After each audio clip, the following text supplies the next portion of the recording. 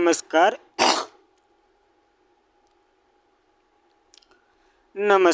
ગુજરાતના અધિકારી મિત્રો, આજે આપણે જોવાના છે 12 મે 2025નું મોસ્ટ ઇમ્પોર્ટન્ટ કરંટ અફેર. તે પહેલાં ખાસ કરીને ચેનલ ઉપર નવા હોય તો ચેનલને સબસ્ક્રાઈબ કરી લેવી, વિડીયો પસંદ આવે લાઈક કરવો અને તમારા મિત્રો સુધી શેર પણ કરી દેવો. તો ચલીએ આજનો ક્લાસ શરૂ કરીએ આપણે. તો વિશ્વ સ્થળાંતર પક્ષી દિવસ 2025 ક્યારે મનાવવામાં આવ્યો છે? તો 10 મેના રોજ આ દિવસ મનાવવામાં આવ્યો છે. તો વિશ્વ સ્થળાંતર પક્ષી દિવસ એ અભિયાન અને સ્થળાંતર કરનારા પક્ષીઓની જંતુઓ એટલે કે જંતુઓની મહત્વ ધ્યાન કેન્દ્રિત કરશે અને જંતુઓની ઘટિત વસ્તુ સંબંધિત ચિંતાને પ્રકાશિત કરશે. વિશ્વ સ્થળાંતર પક્ષી દિવસ દર વર્ષે 2 વાર ઉજવવામાં આવે છે, 1 મે અને 1 ઓક્ટોબરના બીજા શનિવારે. જ્યારે હોય ત્યારે ઉજવાય. અને 2025માં 10મી મે અને 11મી ઓક્ટોબરે ઉજવવામાં આવી રહ્યો છે, જેમાં 10મી મે આજ છે એટલે આ દિવસ યારે ઉજવે છે. અને આની થીમ તો કે થર્ડ સ્પેસ પક્ષી મૈત્રીપૂર્વક શહેર અને સમુદાય બનાવવું. આનો ઉદ્દેશ્ય તો કે વિવિધ પ્રદેશોમાંથી જે જોડનાર સ્થળાંતર કરનાર પક્ષીઓ વિશે જાગૃતિ ફેલાવવાનું છે. તો ખાસ કરીને આ દિવસનું મહત્ત્વ યાદ રાખવું. ત્યારબાદ મેના દિવસો જોઈએ. 1 મે આંતરરાષ્ટ્રીય મજૂર દિવસ અને ગુજરાત અને મહારાષ્ટ્રનો સ્થાપના દિવસ પછી. 2 મે વિશ્વ ટૂના દિવસ. 3 મે વિશ્વ પ્રેસ સ્વાતંત્રતા દિવસ. 4 મે કોલ માઇન્સ એટલે કોલ ખાણિયાનો દિવસ. 4 મે આંતરરાષ્ટ્રીય અગ્નિશામક દિવસ પછી. 6 મે વિશ્વ અસ્થમા દિવસ. 7 મે વિશ્વ એથ્લેટિક દિવસ. 8 મે વિશ્વ થેલેસેમિયા દિવસ અને 8 મે વિશ્વ રેડક્રોસ દિવસ પણ ઉજવવામાં આવે છે. યાદ રાખવા આ દિવસો. ત્યારબાદ ચર્ચામાં રહેલ જન સુવિધા યોજના ક્યારે શરૂ કરવામાં આવી હતી?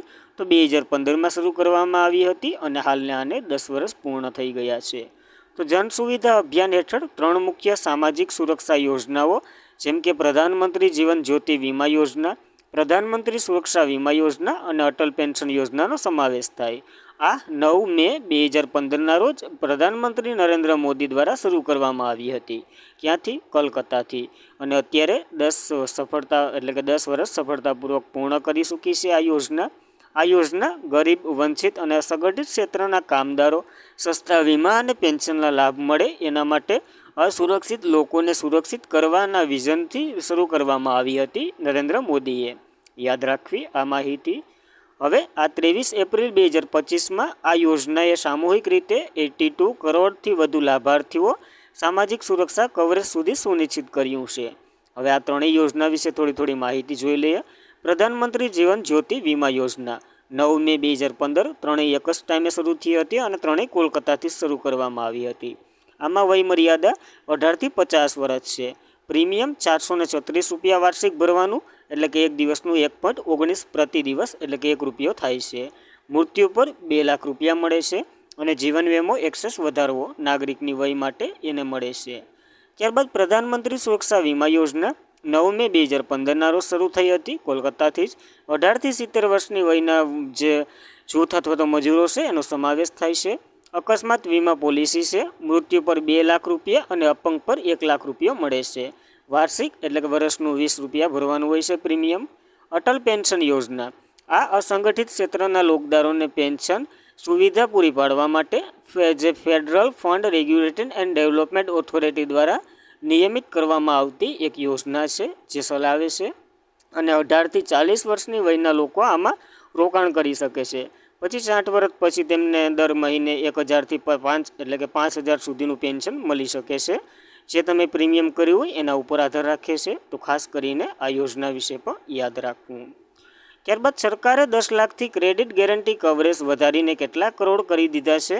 તો 20 કરોડ કરી દીધા છે આમાં ક્રેડિટ ગેરંટીમાં. તો સ્ટાર્ટઅપ માટે મૂડી પહોંચ સુધારવાના પ્રયાસથી સરકારે શુક્રવારે સ્ટાર્ટઅપ માટે ક્રેડિટ ગેરંટી સ્કીમનો વિસ્તાર કર્યો. જે સુવિધા યોજના પ્રતિ ઉધાર લેનાર મહત્તમ ગેરંટી કવર 10 કરોડથી બમણું કરી અને 20 કરોડ કરી નાખ્યું છે. યાદ રાખવું. અને department for promotion of industries and internal ટ્રેડે આ સૂચનાએ જણાવ્યું અને ઉત્તમ ગેરંટી કવરેજ સ્ટાર્ટઅપ માટે ક્રેડિટ ઉપલબ્ધ વેગ આપવામાં નવીનતા વેગ આપ્યું. હવે આ સ્ટાર્ટઅપને આ શું છે ટૂંકમાં ક્રેડિટ ગેરંટી કવર? તો સમજી લો, મેં લોન લીધી હોય બેંક મેરે, હવે મેં મારું ગેરંટી ક્રેડિટ કાર્ડ કઢાવ્યું હોય તો એ ગેરંટી ક્રેડિટ કાર્ડ જે લઈને એ હું લોન ન ભરું તો એ ભરી શકે, એટલે કે એને ભરવી પડે. એવી રીતના એક ગેરંટી કાર્ડ આવે જે મોટા મોટા ઉદ્યોગોને વગેરે સાહસિકો ધરાવતા હોય. એકંદરે કવરેજ વિસ્તૃત કરવાના ઉપરાંત ગેરંટી વિસ્તાર પણ વધાર્યો છે. જે 10 કરોડની સુધી લોન હતી ને એમાં ગેરંટી હવે ડિસ્પ્લોટ રકમ 85% આવરી લેતી હતી, જ્યારે 10 કરોડથી વધુ લોન માટે 75% હશે. તો યાદ રાખવી, આ ટકાવારીમાં પણ વધારો કર્યો. અને ભારત સરકારે 2022માં આ સ્ટાર્ટઅપ માટે લોન ગેરંટી યોજના શરૂ કરી હતી. ભારત સરકારે સ્ટાર્ટઅપ માટે લોન ગેરંટી યોજના હેઠળ પાત્ર સ્ટાર્ટઅપ માટે લોન ગેરંટી કવરેજ 10 લાખ હતું, એ આપણે હાલ જોયું, એ વધારી દીધું. અને નિર્મલા સીતારામને 2025-24ના બજેટમાં આની જાહેરાત કરી હતી, જે હાલ અપ્રુવલ થઈ ગયું. આનો ઉદ્દેશ્ય તો કે સ્ટાર્ટઅપ માટે મહત્તમ ભંડોળની સુવિધા પૂરી પાડવા માટે અને લોન ગેરંટી આપે. નાણાં મંત્રાલય હેઠળ national credit guarantee trust limited અને કંપની એક્ટ 1956 છે ને એ માર્ચ 2014માં સામેલ કરવામાં આવ્યું હતું. આ સ્ટાર્ટઅપ ઇન્ડિયા અંતર્ગત કામ કરે છે. તો એની પર વાત કરીએ. આની શરૂઆત 16 જાન્યુઆરી 2016ના રોજ થઈ હતી અને 16 જાન્યુઆરીએ આપણે સ્ટાર્ટઅપ દિવસ પર ઉજવીએ છીએ. સ્ટાર્ટઅપ ઇન્ડિયા અમલીકરણ માટે નોડલ એટલે કે સંસ્થા એક department for promotion of industry and internal trade, જે 27 ચેમ્પિયન સેક્ટર સ્ટાર્ટઅપ માટે વાર્ષિક ગેરંટી વાર્ષિક 2%થી વધુ એટલે ઘટાડી અને 1% કરી નાખી છે. આની આપણે માહિતી લીધી હતી જ્યારે એને સુધારો કર્યો હતો ત્યારે, યાદ રાખવું. ત્યારબાદ જ્યુરિસ એસોસિએશન દ્વારા એટલે કે વર્લ્ડ જ્યુરિસ એસોસિએશન દ્વારા સન્માન થનાર પ્રથમ ભારતીય વકીલ કોણ બન્યા છે? તો ભુવન રીભુ બન્યા છે પ્રથમ વ્યક્તિ, યાદ રાખવા. તો બાળ અધિકાર કાર્યકર્તા અને વકીલ ભુવન રીભુ જે વર્લ્ડ લો કોંગ્રેસમાં વર્લ્ડ જ્યુરિસ એસોસિએશનના મેડલ ઓફ ધ ઓનરથી સન્માનિત કરવામાં આવ્યા અને આવું સન્માન મેળવનાર આ પ્રથમ ભારતીય વકીલ બન્યા છે, યાદ રાખવું. અને જસ્ટ રાઇટ ફોર ચિલ્ડ્રનના સ્થાપક છે. આ જે બાળ સુરક્ષા માટે વિશ્વનું સૌથી મોટું કાનૂની હસ્તક્ષેપ નેટવર્ક છે, જેને વૈશ્વિક સ્તરે પ્રભાવ વધી રહ્યો છે. આને આ એવોર્ડ મળ્યો એટલા માટે. અને વર્લ્ડ જ્યુરિસ એસોસિએશન દ્વારા આ એવોર્ડ આપવામાં આવ્યો. એ વિશ્વનું સૌથી જૂનું અને ન્યાયાધીશ, વકીલો, કાનૂની વિદ્વાનોની સૌથી પ્રતાપશાળી નેટવર્ક છે. જે સારું કામ કરે એને પછી આમાંથી એવોર્ડ મળે છે. આની રચના 1963માં થઈ હતી. મુખ્ય મથક વોશિંગ્ટન ડીસીમાં છે, યાદ રાખવી એટલી માહિતી આ વર્લ્ડ વિશે. ત્યારબાદ વિયેતનામના વેપારી વધારવા અને પર્યટનને વેગ આપવા માટે 10 વર્ષના ગોલ્ડ વિઝા કાર્યક્રમનો કયા દેશ માટે મૂક્યો છે? આ પ્રસ્તાવ ભારત માટે મૂક્યો છે, તો યાદ રાખવું. તો શું કર્યું? તો વિયેતનામે 10 વર્ષના ગોલ્ડ વિઝા કાર્યક્રમની રજૂઆત સાથે તેને પ્રવાસી અને રોકાણ ક્ષેત્રમાં ક્રાંતિ લાવવાની તૈયારી છે. આ અંતર્ગત ભારતીય પ્રવાસીઓને અને રોકાણકારોને વિયેતનામમાં લાંબા સમય સુધી રહેવા અને રોકાણ કરવાની તકો મળશે. આ પહેલનો ઉદ્દેશ્ય લાંબા ગાળામાં પ્રવાસી અને રોકાણ માટે અને જે વિદેશી વ્યાવસાયિક આકર્ષવા માટે જે દેશની જે દક્ષિણ પૂર્વ એશિયાની પ્રવાસન અને રોકાણને વધારવા માટે ખેલાડી તરીકે સ્થાપના કરી રહ્યું છે વિયેતનામ. ટૂંકમાં પર્યટન અને વેપારને વેગ આપવા માટે આવી એક સ્કીમ લાવ્યું.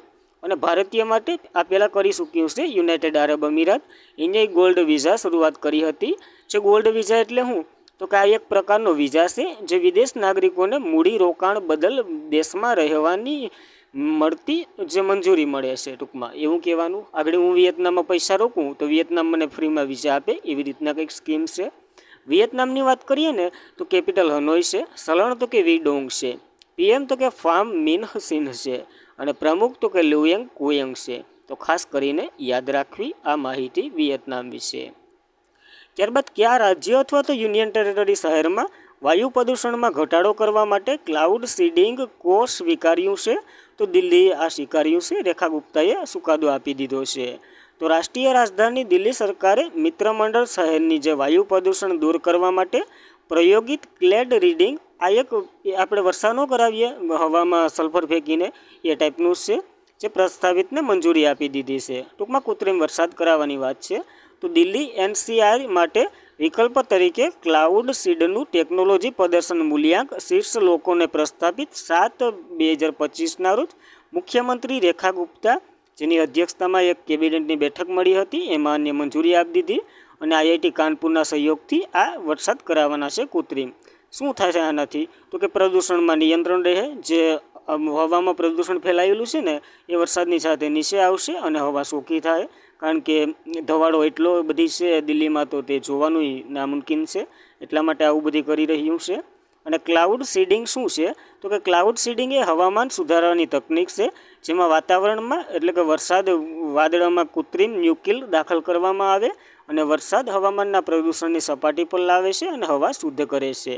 આમાં ખાસ કરીને એટલા વાયુઓનો ઉપયોગ થાય છે. ગરમ વાદળા કે સ્ફુટ વાદળમાં સોડિયમ ક્લોરાઇડ, કેલ્શિયમ ક્લોરાઇડ અને જે સિલ્વર આયોડિન છે ને, એ ખાસ કરીને યાદ રાખવું, એ મુખ્ય છે. એને અને મીઠાના કણોની હાજરી આપવામાં આવે છે. પછી હમણાં જ ખબર છે ને, આપણે દુબઈમાં જોયું હતું કૃત્રિમ વરસાદને કારણે કેટલા ઇંચ વરસાદ પડી ગયો હતો. એ બધી આના કારણે જ થાય છે, તો યાદ રાખવી આ માહિતી પણ. ત્યારબાદ ભારતીય નૌકાદળે પ્રથમ anti submarine warfare shallow water craft કયા નામે ડિલિવરી મળી છે ભારતને? ભારતે જ બનાવ્યું છે, પેલું છે એટલા માટે. તો INS અરનનાલાના નામે આને ડિલિવરી મળી છે. તો જોઈએ તો કોલકાતા ગાર્ડ શિપ રિપબ્લિક્સ એન્ડ એન્જિનિયરિંગ્સ દ્વારા બનાવેલું આ સ્વદેશ રીતે ડિઝાઇન અને નિર્માણ કરાયેલ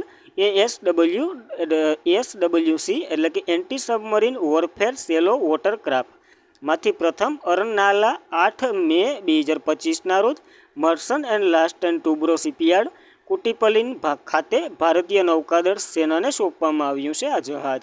અને આ યુદ્ધ જહાજ છે જે ગ્રીસ અને મર્સન એન્ડ જે વગેરે શિપયાર્ડ લિમિટેડ ને લાસ્ટ એન્ડ ટુબ્રો ને વગેરે ભાગીદારી કરી અને આને બનાવ્યું છે. ખાસ કરીને કોલકાતા ગાર્ડ શિપયાર્ડ યાદ રાખવી એક, જેના સહયોગથી સંરક્ષણ ઉત્પાદનની સરળતા દર્શાવી છે. હવે જોઈ લઈએ આ anti submarine warfare shallow water craft એટલે શું? તો કે એક એવું નાનું નૌકા યુદ્ધ જહાજ જે ખાસ કરીને સિસરા દરિયા કિનારાના વિસ્તારમાં કામ કરવા માટે તૈયાર કરવામાં આવે.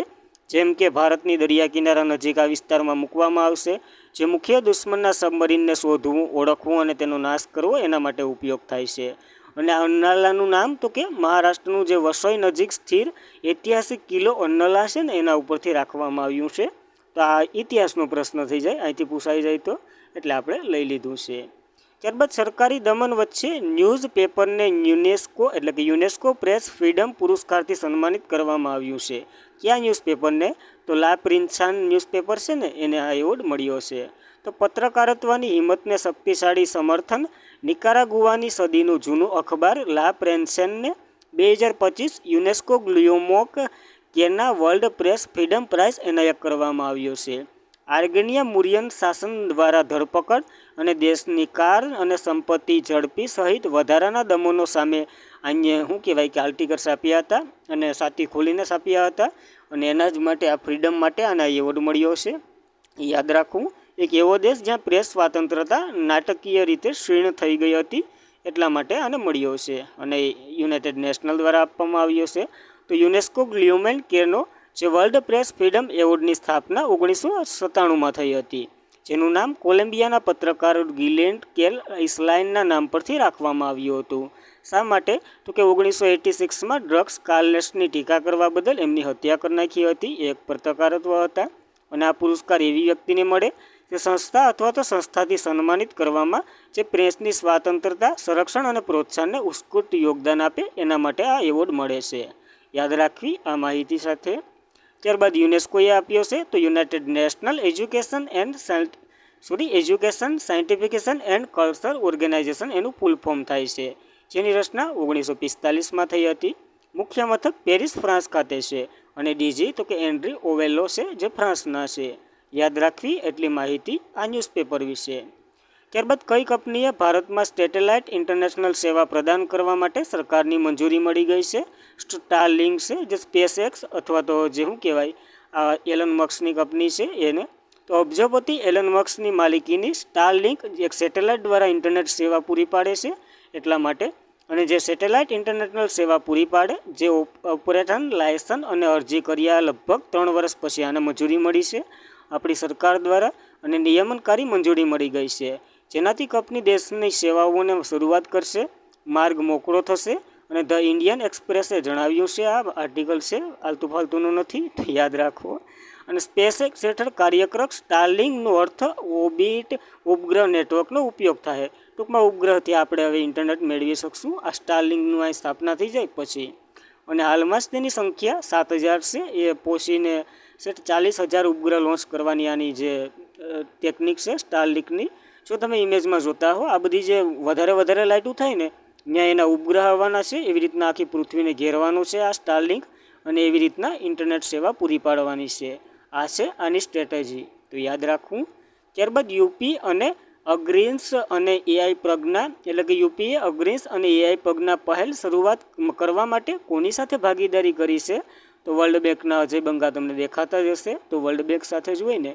તો 9 મે 2025ના રોજ ઉત્તર પ્રદેશના મુખ્યમંત્રી યોગી આદિત્યનાથે વિશ્વ બેંકના પ્રમુખ અજય બંગાની હાજરીમાં બે પરિવર્તનકાર્ય પહેલ એટલે કે યુપી અગ્રીન્સ અને એઆઈ પ્રજ્ઞાન શરૂ કર્યું, જેનો હેતુ રાજ્યભરમાં જે કૃષિ ક્રાંતિ લાવવાનો અને ડિજિટલ કૌશલ્યને વિકાસને પ્રોત્સાહન આપવાનું છે. આ વિશ્વ બેંકના સમર્થનથી આ યોજના ગ્રામીણીય ઉત્પાદન વધારવા અને યુવાન ડિજિટલ ભવિષ્યને તૈનાત કરવા બેવડો ધ્યેય લક્ષ્ય નિર્ધારિત કર્યો છે યુપી સરકાર દ્વારા. તો યાદ રાખવું આ યુપીની માહિતી આપણે કાલે જોઈ હતી. તો આજ વર્લ્ડ બેંક વિશે જોઈ લઈએ. વર્લ્ડ બેંકની વાત કરીએ તો એની રચના 1944માં થઈ હતી. મુખ્ય મથક વોશિંગ્ટન ડીસી ખાતે છે. પ્રમુખ તો કે અજય બંગા છે, અને મોટો ગરીબી મુક્ત વિશ્વ માટે કામ કરવું છે. ઘણા રિપોર્ટ બહાર પાડે છે, જેમ કે વિશ્વ વિકાસ અહેવાલ, વૈશ્વિક આર્થિક સંભાવના અહેવાલ, remittance report, logistic performance index, માનવ મૂડી સૂચનાંક અને વ્યવસાય માટે તૈયારી પ્રોજેક્ટનો રિપોર્ટ એને બંધ કરી અને base of during business report શરૂ કર્યો હતો. તો ખાસ કરીને યાદ રાખવા રિપોર્ટ સાથે એટલી માહિતી. અને આજના માટે એટલું જ હતું. ખાસ કરીને મિત્રો, વિડીયો પસંદ આવે લાઈક કરવો, તમારા મિત્રોને શેર કરવો, અને ચેનલ પર પ્રથમ વખત હોય તો સબસ્ક્રાઈબ પણ કરી લેવી. Thank you for watching this video. જય હિન્દ, જય ભારત.